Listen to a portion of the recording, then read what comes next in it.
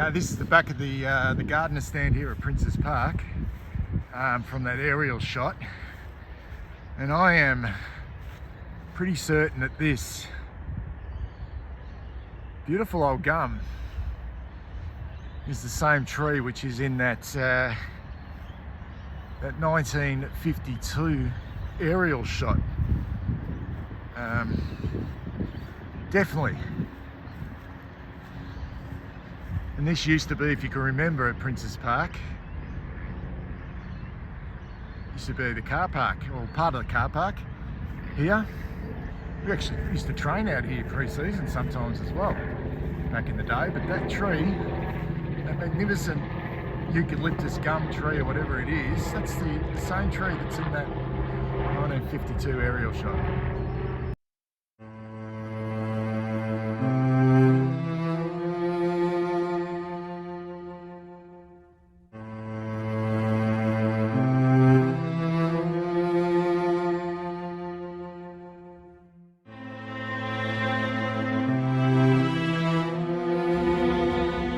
G'day guys, welcome to another historical video on My Blue Heaven. Today I am sitting outside Princes Park here in Carlton, which is the home of the Carlton Football Club.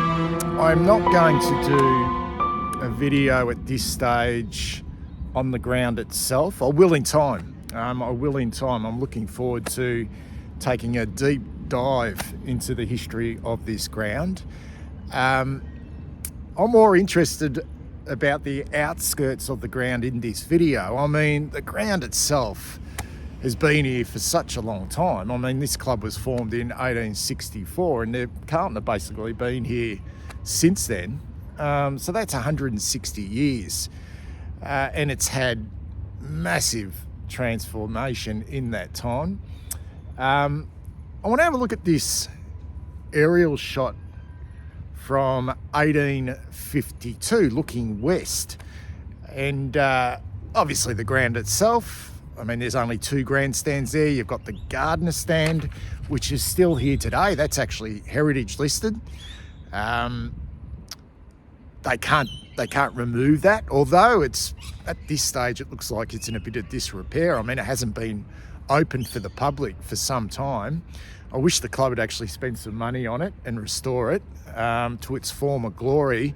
And in this picture as well, you can see the old Heatley stand, which I think was demolished in, I don't know, around about 20 years ago now, and replaced by this monstrosity of a thing here, which is the training facilities here at Princes Park. But the things on the outside of the ground, which I kind of want to have a look at today, you've got the old what do you call it? The old caretaker's cottage, which is right there on Royal Parade. You've got the pavilion, which was there in 1952, which is the pavilion for the ground next door here to Princes Park.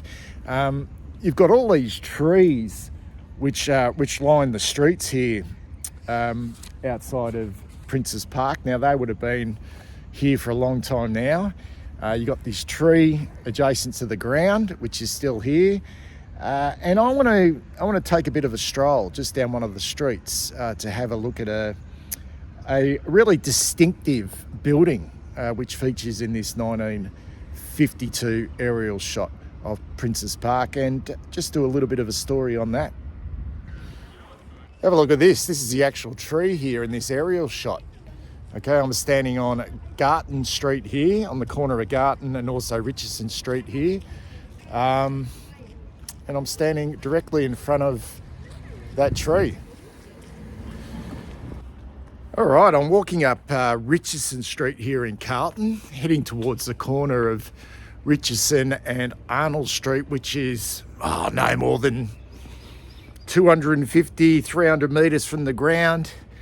When I looked at this aerial shot of Princes Park from 1952, the thing that struck me straight away was this building here in the bottom right hand corner, and I just thought that looks like a school. Let's go check that one out, because having a school so close to Princes Park, you would think that maybe some former students of that school could have gone on to play for the Carlton Football Club. And then when I obviously did some research, I found out that it was actually, yes, the famous Princess Hill Secondary College, or before that Princess Hill High, and before that Princess Hill Central School. And I'd always heard of that school because there were a number of quite well-known Carlton footballers who attended this school in their time. I wanted to have a look at what it looks like, what the school looks like, and what the building looks like. And unfortunately, the actual original building is no longer. It hasn't been there since 1970, which is a long time now. And I'm going to have a look at it, but also at the same time have a bit of a chat about some of the cult figures of the Carlton Football Club who actually attended this school. Princess Hill Secondary College, around about 200 metres from the Carlton Football Club.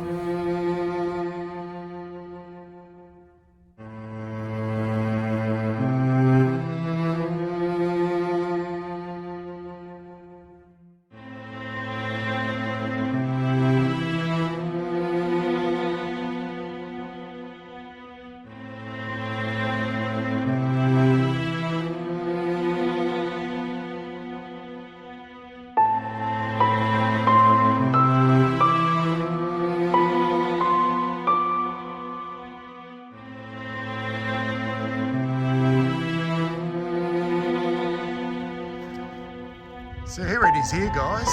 This is Princess Hill Secondary College, what it looks like today. Now, the school was opened in 1889, but unfortunately the original building was destroyed by fire in 1970. Now, I'm led to believe that for a couple of years, all the students had to find other schools before they reopened this school or rebuilt this school in 1973, where it still is well and truly operating today. There we are, we've got the Princess Hill Secondary College there. Being pretty much an inner city school, it's always had a non-uniform policy. And it's had an incredible amount of, quite famous people that attended this school throughout history. You know, particularly a lot of actors, musicians, writers, politicians, poets, etc. And obviously some sports people as well. And I'm going to talk about a few of those in this video today. Have a look at this old milk bar, which is directly opposite the school. Wow. It's got quite a new Pura Milk sign up there. It's called Arnold's Food Bar. I wonder if it's a shop front, definitely a shop front. So I wonder if it originally was a milk bar directly across the road from the school here. Okay, let us know in the comments below if you did actually attend this school, or you knew of anyone who attended this school, anyone famous, anyone of notoriety, something significant about this school. From a football point of view, I was quite surprised to find out that the late Jeffrey Edelson actually attended Princess Hill Secondary College. A lot of North Melbourne footballers attended here, including 1975 and 77 Premiership star Arnold Brightis. We had John Dugdale, who attended this school. Alan Crawford, who played about 60-odd games for North Melbourne, also played reserves football here at Carlton, attended this school. And Brandon Ellis, two-time Premiership player at the Richmond Football Club, attended Princess Hill Secondary College. And a lot of university footballers, when university were in the VFL in the early days, Rupert Belf, John Brake, Huge names here, guys. Bob Heatley also came through Princes Hill Secondary College. It's kind of a great sort of place, a great sort of vibe about this school. But it's the Carlton connection that I'm interested in, obviously. I'll start with an older player who was around between 1933 and 1941, Jack Hale. Played 123 games for the Carlton Football Club and was somewhat of a hero in Carlton's 15-point win over Collingwood in the 1938 grand final, which they won by 15 points. He ended up going on to coach the South Melbourne Football Club and actually coached Hawthorn for a period of time for 146 games. That's Jack Hale. But it's the last 50 years and three players in particular who I reckon, if you were to put together a cult team of Carlton footballers since around about 1970, I reckon these three players would be in that team. We've got Vin Catoggio, Spiro Kourkoumelis, and Paul Molly Meldrum attended Princes Hill Secondary College. All right, let's start with the cult hero, Vin Catoggio. Now, he attended this school probably in the late 60s, 1970, 71. I mean, he was playing under 19 football here at Carlton in 1972. So he would have been here. Out of this trio of players, Catoggio, Kourkoumelis and Meldrum, he would have been the only one out of this trio who would have been at this school when the old building was here. So for me, that's kind of significant. But he's a definite cult hero of the Carlton Football Club. Everyone knows who Vinny Catoggio was. I mean, he only played 71 games for the Carlton Football Club, but everyone remembers him, obviously for the mop of hair, the afro. He was quite flamboyant in the way he played. He was quick. He was small. He was elusive. He could kick a goal or two. But he only played 71 games. He was always kind of on the fringe. He had two stints at Carlton, 1973 to 1976, and then 1978 to 1980. And in between, the club actually sent him off for a year or two to the Waffle. In Western Australia, and he played for Subiaco. I'm not going to go into the whys of that at this stage, but then he did come back to Carlton. I mean, he has the feat in winning it's the Morris Medal in the under-19s as the best player in the competition in 1972. Then in his first year of senior football at Carlton, where he played predominantly reserve grade football, he won the Gardner Medal the following year, which is an unbelievable feat. I don't reckon many players would have done that. I know that Tony Liberatore won, I'm pretty sure he won a Morris Medal, a Gardner Medal, and he also won the Brownlow Medal as well. But Vinny Catoggio arrived at the club when we kind of had a plethora of that type of player. And I reckon, just sort of reading up on him, he played his first full game of senior football for Carlton, believe it or not, in the 1973 grand final, where the Blues got the absolute shit punched out of them by Richmond in that loss. And just reading up on Catoggio, that performance in his first game of senior football in that grand final as basically still a teenager, where he had barely any impact on the game at all, kind of affected him for a period of time. Not quite sure if he ever really got over it. I mean, he played some okay games of football for Carlton before he left the club.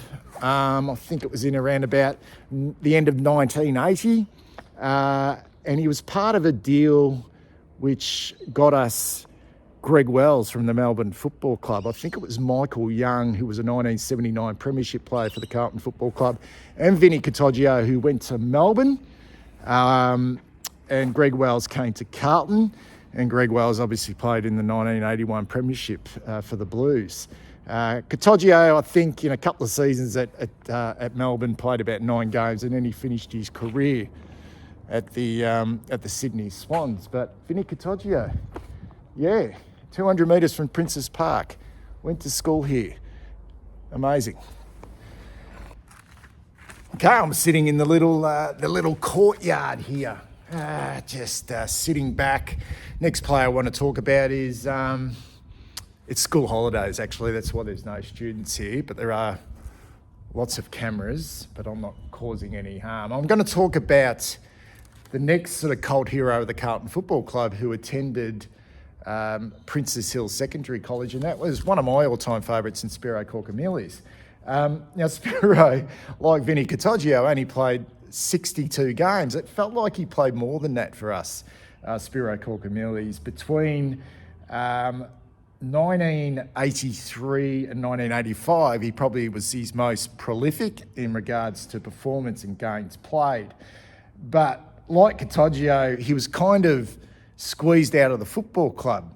When Robert Walls arrived at Carlton at the end of 1985, when David Parkin gave it away, he was a really hard taskmaster, was Robert Walls. Now, I'm not saying Spiro wasn't a hard trainer, but it was almost like Walls had this sort of mantra of getting rid of those types of players that couldn't necessarily cover the ground that well, and I think Spiro might have been one of those. He was a exceptionally gifted footballer, but not particularly quick. He could find the ball and use it well. He could kick a goal, but I don't know if he was the fittest player going around. I mean, he only played the 62 games, but kicked the 56 goals for Carlton, and was a premiership player in both reserve grade football in 1986, his last year at the club. And then also a premiership player in the under-19s in 1979. He did also play in I think it was a night premiership for Carlton. I'd have to check up on that, in 1983 against Richmond out at VFL Park, Spiro Kourkoumelis. And he was a great fella because once he finished playing league football, he retired, I think, at age 28. He went and played with Coburg in the VFA for a period of time. He ended up coming to my club, the club that I'd gone to after I'd spent some time here at Carlton in 1986 and 87. I went to Bacchus Marsh in the Ballarat Football League, and Spiro Kourkoumelis came to Carlton, I think it was in 1993 from memory. By that stage he was a little bit overweight, but he was like a terrific fella and still very talented in that competition. And he's an all-time cult figure of the football club who attended this school here, Princes Hill Secondary College, Spiro Kourkoumelis. All right, the final player, and probably the most special player out of this trio, and one of my personal favourites, was Paul Molly Meldrum, who attended Princes Hill Secondary College, and he was basically the same age as Spiro Kourkoumelis, and they were great mates. I reckon they went to school here at exactly the same time. Now, my recollections of when Molly, as he was known, first started playing for the Blues, he kind of reminded me of Billy Idol, the singer, just with the hair. And he was an immediate sort of fan favourite. He was exceptionally fit, very classy, very dynamic, could kick a goal or two, and end up becoming a Carlton premiership player, senior premiership player, in that great grand final of 1987. He played 158 games in the number 23 jumper for Carlton and kicked 140 goals. He was a Victorian representative as well in 1986 and 1987, when he was probably playing his best football, although I reckon in 88 and 89 he was exceptionally good as well. There is the story, and it's a famous story, of Paul Molly Meldrum and how he got to the Carlton Football Club from probably this school. He didn't start at Carlton until he was about 20 years of age. He didn't play under 19 football at Carlton, and he certainly didn't come through reserve grade football as well. He pretty much arrived at the club and was straight into senior football. Now, the myth is that he walked in off the street, which kind of like it's kind of romantic, isn't it? He's walking along Royal Parade. He's probably having a cigarette and a Chico roll or something, and he, at the corner of the eye, he sees the Carlton Football Club training, doing some pre-season, and he just goes over and says, "Oh, can I join in?" Next thing you know, he's on the list. Well, it didn't actually happen that way, according to Paul Molly Meldrum. He has since said that what actually happened, he was playing for Princess Hill Amateurs at the time. That was where he was playing his football.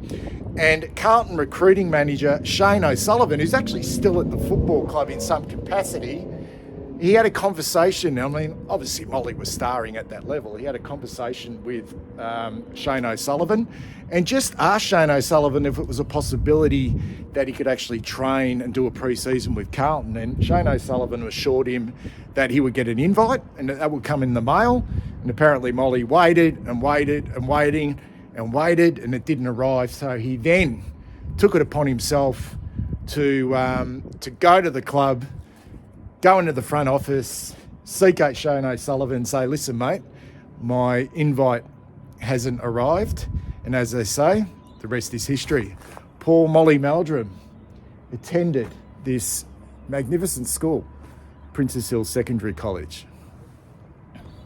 As I walk down these steps to finish off this video, guys, I forgot to mention that actually when Spiro Kourkoumelis arrived at Bacchus Marsh, which was the club I was actually playing for, Paul Meldrum actually came as well, and they were great mates, and just incredibly great people, football people.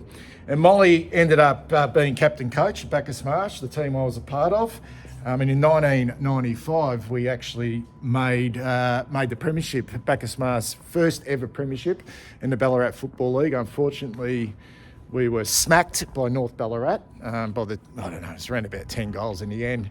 And I'll always remember at half time of that game, we were getting our pants pulled down by North Ballarat, and Molly, who was a playing coach, he was on his last legs by then, and he had a lot of injuries, particularly his ankles.